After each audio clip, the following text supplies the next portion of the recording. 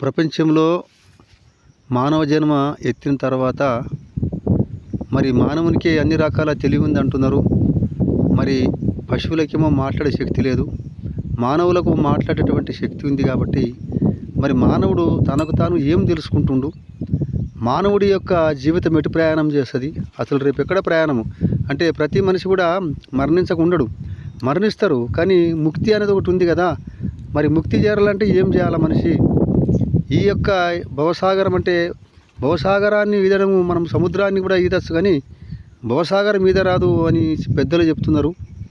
కాబట్టి ఈనాటి యువకులైతే మొత్తంగా యువత అందరు తెలుసుకోవాల్సింది ఏంటంటే, మనం ఒక తల్లి గర్భం నుండి జన్మించి ఇంత మంచి ఉత్తమమైన మానవ జన్మ ఎత్తినందుకు మరి నేనెవరు అని ప్రశ్నించుకొని ఆ నేనెవరి కోసం ప్రయత్నం చేసి మరి ఆ భగవంతునిలో ఐక్యం కావాలనేది మరి అందరూ వేదం, శాస్త్రం, రామాయణ, ఇతిహాసాలు అన్నీ చెప్తున్నాయి.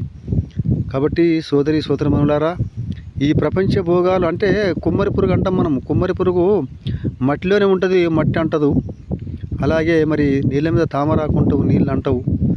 అలాగే చింతగింజకు బొబ్బర ఉంటుంది కానీ పులుపు అంటదు. అలాగే మరి నెయ్యి మన చేతికి అంటుతుంది కానీ నాలుక కంటదు.